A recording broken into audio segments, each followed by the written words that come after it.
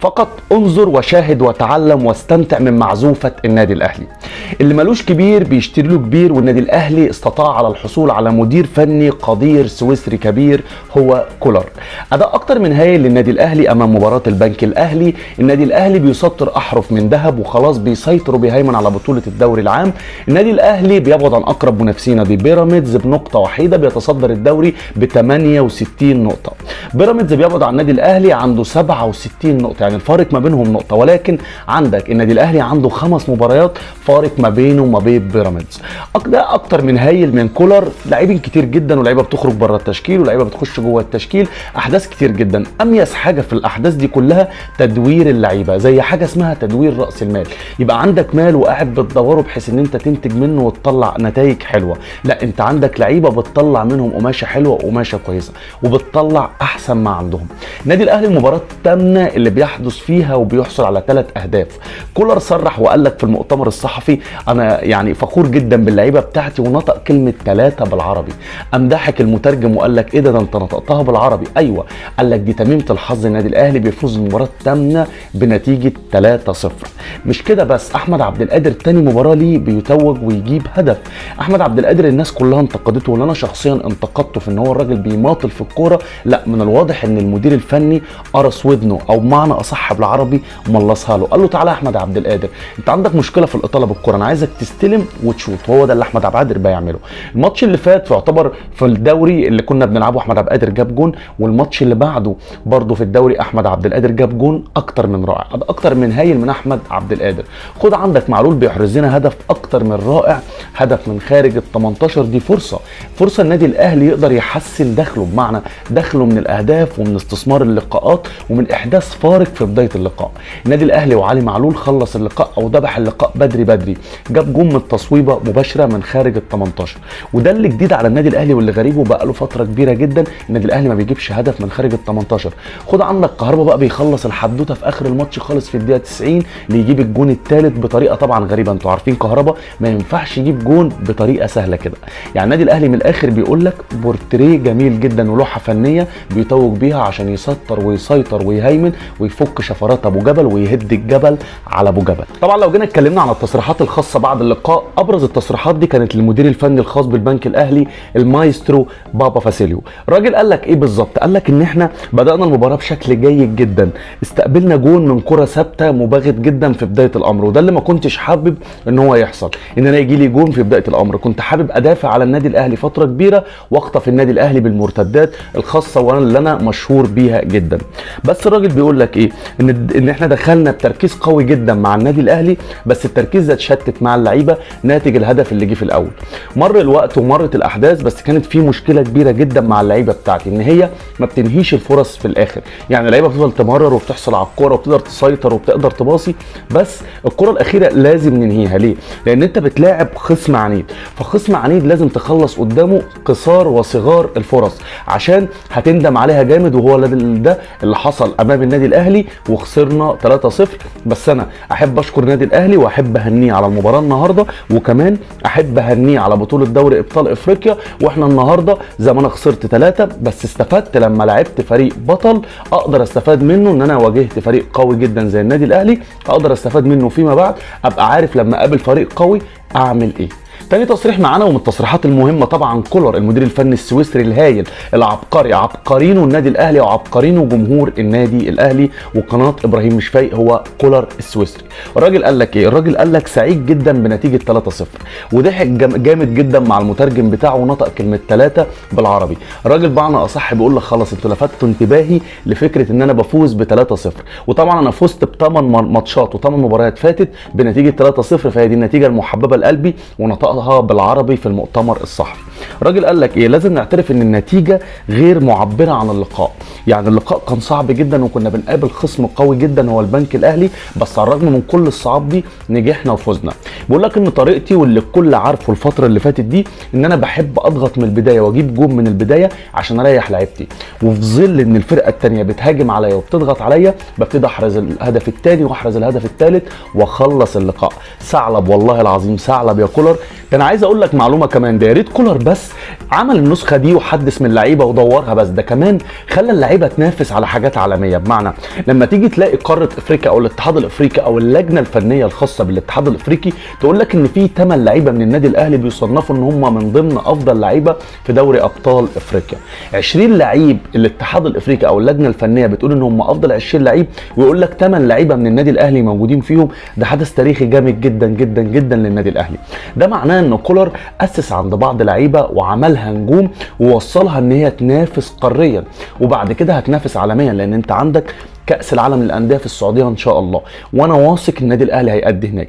مين ال8 لعيبة دول بقى اللي الاتحاد الإفريقي واللجنة الفنية اختصتهم وقالت إن هم في يعتبر في القائمة المبدئية لأفضل 20 لاعب في إفريقيا، أو تحديدا 20 لاعب في دوري أبطال إفريقيا. أولهم هو محمد الشناوي، بعد كده محمد عبد المنعم، علي معلول، حمدي فتحي، تحديدا الو ديانج، بيرستاو، كهربا، حسين الشحات. حاجه تفرح جدا، 8 لعيبه من ضمن 20 لاعب بيقولوا هم القايمه المبدئيه لافضل 20 لاعب في دوري ابطال افريقيا. تعال نبص بقى للمراكز الثانيه. يعني انت عندك 8 لعيبه، في عندك 12 لاعب منين بقى ومن انديه ايه؟ 4 لعيبه من نادي الوداد، يعني في 4 لعيبه من نادي الوداد، بعد كده 4 لعيبه من نادي صن داونز، بعد كده 2 لعيبه من نادي سيمبا، بعد كده لاعب من نادي الرجاء، بعد كده لاعب من شباب بلوزداد. جينا بقى للاحداث اللي خارج المستطيل الاخضر. بيقول لك دايما عايز توقع خصمك لو انت مش اقوى منه، اعمل له شائعات واعمل له احداث ودخل له كلام وخرج له كلام واعمل له شائعات كتير جدا توقعه وتهزه. بس النادي الاهلي عمره ما يحصل معاه الكلام ده. اللي احنا جربناه واللي احنا عرفناه عن النادي الاهلي، شائعات تتقال مهما تتقال، بس داخل جدران النادي الاهلي يبقى الوضع ساكنا، يبقى الوضع متاهبا للانطلاق الى اي بطوله دون اي شائعات او اي احداث. الشائعه اللي ظهرت معانا الفتره اللي فاتت هي علاقه قفشه بكولر، واللي تم ايضاح ان في خلاف ما بين الاثنين وفي نزاع وكلام كتير جدا ان كولر مش عايز قفشه، ونفس القصه ان قفشه عايز يمشي من النادي الاهلي. تعالوا اوضح لكم الاحداث بالظبط. قفشه يعتبر فاضل له دلوقتي في النادي الاهلي 14 شهر، يعني على عقده 14 شهر، يعتبر هينتهي نهايه اغسطس 2024. ونفس القصه كولر فاضل له في عقده تحديدا 14 شهر، يعني الاثنين بمعنى اصح وضعهم مستقر. فالنادي الاهلي واللجنه اللي خاصه بانتقالات داخل النادي الاهلي ما يشغلهاش حاليا في اللحظه دي قفشه، وما يشغلهاش كولر. ليه؟ لان وضعهم مستقر، مش محتاجين نجدد معاهم. فان كان كولر عايز يمشي متضايق من بعض لعيبه مش هيحصل وما حصلش، وده شيء مستحيل. وان كان قفشه عايز يمشي فده شيء من ضرب المحال. اللي احنا عرفناه في الاول والفتره الاولى ان تقارير كولر وكلامه عن قفشه كان بيقلل منه في الفتره الاولانيه، واللي اتضح فيما بعد ان دي طريقه الكولر ان هو بيعملها عشان يعلي من شأن لعيبه بتغرق ولعيبه بتقدر وتدوس على نفسها وتلاقيها ادائها اتحسن والمستوى بقى جيد، وده كان من ضمنهم قفشه، وده اللي حصل فعلا. الفتره الاخيره لما تم الاطلاع وتم سؤال قفشه عن الوضع ده، قال لك انا امضي للنادي الاهلي على بياض، انا ما عنديش مشكله مع النادي الاهلي، انا نفسي بس يقولوا لي امضي، انا راجل، او نفسي بمعنى اصح يقولوا لي جدد، انا كده كده راجل قدام 14 شهر في النادي الاهلي، عندي موسم كمان مع النادي الاهلي وعندي انجازات كتير، بس لو حابين يجددوا معايا دلوقتي يجددوا. وقصه شائعه او خلاف ما بيني وما بين كابتن كولر انا ما عنديش ادنى مشكله بيه. نفس القصه لما اتسال كولر قال لك انا ضغطت عليه وطلع افضل ما عنده، يعني ما فيش ادنى مشكله في قصه كولر وقفشه. اما على الصعيد الثاني بقى تجديد مصطفى شوبير، حاجه اجمل من رائعه، بورتريه رائع من اب وابن. كابتن احمد شوبير لما طلع علينا قال لك مصطفى وقع للنادي الاهلي على بياض، ما يقدرش مصطفى شوبير. قال لك بالنص كده، الراجل قال لك ايه؟ لو الاهلي طلب من مصطفى انه يدفع فلوس، يعني كمان مش ان النادي الاهلي يدي لمصطفى شوبير فلوس، قال لك لو النادي الاهلي طلب من مصطفى فلوس ساعتها هندي فلوس للنادي الاهلي ومش هنقدر نتاخر على النادي الاهلي. ليه؟ لان النادي الاهلي خيره على ابوه وعليه وعلى اهله. انت متخيل الكلام؟ قمه الابداع وقمه الاحترام. بحترم جدا كابتن احمد شوبير، تصريحاته جميله وبيحب النادي الاهلي، وعمره في لحظه ما غلط في النادي الاهلي ان كان في السراء ولا ان كان في الضراء. مثل جيد جدا من الاعلاميين الجيدين. الراجل بيقدم رساله كويسه وبيوضح كوره فقط لا غير، وبيقول لك ابني لو النادي الاهلي طلب من مصطفى انه يدفع هيدفع، لانه هو خيره عليه وعلى ابوه وعلى اللي خلفوه. ده كلام جميل جدا من كابتن وحارس النادي الاهلي العظيم كابتن احمد شوبير، ومليون مبروك توقيع مصطفى شوبير للنادي الاهلي. جينا بقى الموضوع من المواضيع الشائكه، اليو ديانج. كل اللي تيجي تكلمه على القهوه وفي مكان عام، في اي مكان، على المستطيل الاخضر، في النادي الاهلي، خارج جدران النادي الاهلي، فريق منافس، اي حد تيجي تقول له هو اليو ديانج ايه اللي حصل له، يقول لك ده عم ده مستواه نزل جامد. مستواه نزل بدون سبب؟ لا، خد عندك، مفيش حاجه اسمها مستواه نزل بدون سبب. لما تيجي تضغط على الشخص وتقول له ده المستوى ما نزلش بدون سبب، اكيد في سبب. يجي يقول لك ده تلاقيه جاي له عرض بقى مع عمه، ما هو بيتنطط بقى، ما هو النادي الاهلي نجمه وعلقه. مفيش كلام من ده يا جماعه. بس لعيب الكوره في اي نادي في العالم بيمر باي احداث، يعني اللعيب مش شرط داخل المستطيل الاخضر دي احداثه بس، خارج المستطيل الاخضر بيبقى عنده احداث ثانيه ممكن تاثر عليه بالسلب وممكن تاثر عليه بالايجاب. بس اليو ديانج للاسف الاحداث اللي خارج المستطيل الاخضر اثرت عليه بالسلب، واللي ادت لظهور مستواه بالشكل السيء. بس في مباراه البنك الاهلي بالفعل ادى اداء هايل جدا. ليه؟ هقول لكم ايه السبب. السبب ان اليو ديانج وهو عنده 18 سنه كان موقع مع وكيل اعمال، راجل خاص بيه اللي هو وكيل اعماله، ان هو هيقدر ينقله اي نادي او كلام من ده.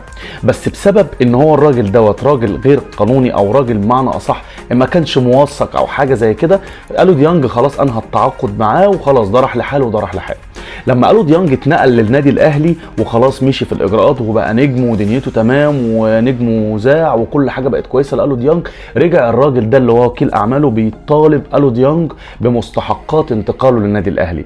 غلطه اليو ديانج ان انت شخص محترم وشخص غلبان وشخص كل حاجه وكويس، فعملت شخص للاسف سيء جدا، والشخص ده انتهز فرصه ان انت ما سجلتش جزئيه ان انت انهيت التعاقد مع الاتحاد الافريقي، انتهز الفرصه دي وطالبك بالمشكله دي. فالاحداث والفتره اللي فاتت كانت مليئه وشائكه جدا بالنسبه لاليو ديانج، ان ازاي يتخلص من رجل الاعمال ده او وكيل اعماله ده اللي هيدمره وهيدمر مستقبله، ومش بعيد يوقفه كمان، لان الراجل وضح وبعت شكوى للاتحاد الافريقي قال لهم وللفيفا ان الراجل ده ما خدتش مستحقاتي من انتقاله النادي الاهلي، مع ان اليو ديانج انهى التعاقد معاه من فتره قديمه، وكان لحسن المعامله وحسن التصرفات ان هو الراجل قال لك مش مهم بقى ابلغ الاتحاد الافريقي، ما انا انهيت معاه بالتراضي. ولكن الراجل سبب مشكله لاليو ديانج. تدخلت طبعا اداره النادي الاهلي الخاصه بفض النزاعات والاحداث، وهي اللي ماشيه في حل المشكله لاليو ديانج. اليو ديانج لما علم وعرف ان خلاص النادي الاهلي هيحل له المشكله، مش هيسيبه او مش هيحرق ورقته بمعنى اصح ويخرجه ويرميه ويسيبه في بحر المشاكل، ابتدى الراجل يفوق، وهو ده اللي ظهر عليه اليو ديانج في مباراه البنك الاهلي وادى اداء جيد جدا. عشان كده اتمنى الناس ما تحكمش على اي حد من الظاهر، ولازم تعرف التفاصيل الخاصه باللعيب. جينا بقى لاقوى حدث داخل جدران النادي الاهلي، تجهيز نصف مليار لسوق انتقالات النادي الاهلي لتجميع اكبر عدد من الصفقات داخل جدران النادي الاهلي، وتدعيم الفريق في المراكز اللي هي محتاجه الدعم، وكمان تدعيم الفريق في معظم اللعيبه ومعظم المراكز اللي محتاجه بديل ليها، مثال علي معلول، مثال حمدي فتحي، لعيبه كتير جدا، مثال بيرسي تاو، لازم يكون ليها بديل داخل جدران النادي الاهلي.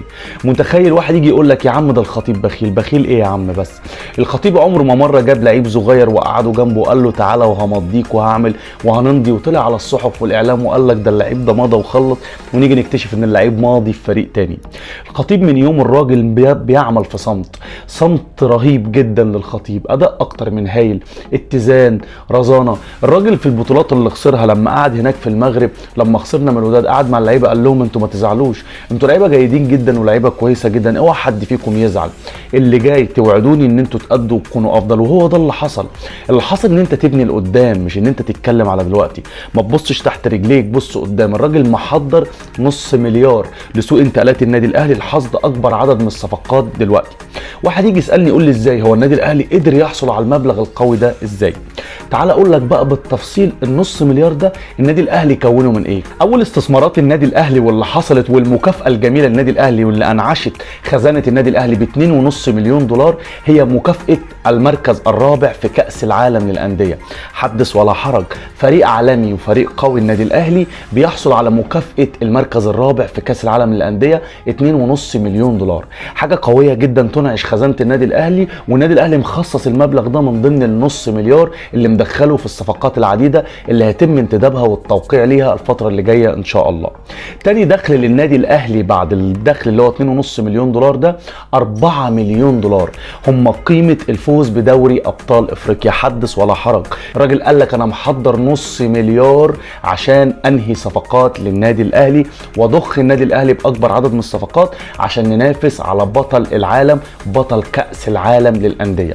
لو جينا بصينا بقى على المصدر الثالث دخل النادي الاهلي الفتره دي واللي هينعش برضه خزانه النادي الاهلي هو انتقال حمدي فتحي لنادي الوقرة القطري. حمدي فتحي العقد بتاعه ب 3.5 مليون دولار، بس زي ما احنا عارفين نادي انبي هياخد 20%، فالنادي الاهلي هيحصل على 2 مليون و700 الف دولار، قيمه كبيره جدا هتضخ برضه بالنسبه للنص مليار اللي النادي الاهلي محقق بيه رقم قياسي انه يقدر يضخ بيه اكبر عدد من الصفقات داخل النادي الاهلي. رابع عنصر معانا بقى هم الثلاث محترفين برونو سافيو وميكيسوني وولتر بواليا. الثلاث لعيبه دول النادي الاهلي بالميت خالص ممكن يحصل فيهم على 200 مليون جنيه مصري. ليه؟ لان اللعيبه دي محترفه ويقدر النادي الاهلي يسوقها ويخرجها بصوره كويسه، وبرده القيمه بتاعتهم هتدخل في النص مليار الخاصين بسوق انتقالات النادي الاهلي. خامس حدث معانا او خامس دخل للنادي الاهلي هيبقى عن طريق ايه؟ الاهلي عنده 11 لاعب عائد من الاعاره. نعم والله العظيم 11 لاعب عائد من الاعاره. متخيل 11 لاعب دول بقى؟ تعالوا لي بقى ال 11 لاعب منهم مثلا لو قلنا هناخد 5 هيدعموا الفريق، عندك 6 ممكن تعيرهم تاني وتاخد منهم فلوس وتكسب منهم فلوس. والله العظيم يا جماعه منظومه متكامله قادره تنجح. المنظومه دي تدرس، لازم الانديه تتشبه بالنادي الاهلي مش تعادي النادي الاهلي. ليه؟ عشان تتشبه بالنادي الاهلي، فعشان بعد كده تقدر توصل وتقدر تحقق طموحاتك وتبقى بعد كده شبيه للنادي الاهلي في انجازاته. اخر دخل للنادي الاهلي بقى، النادي الاهلي عنده 16 لعيب ناشئ لم يسجل حتى الان. ليه؟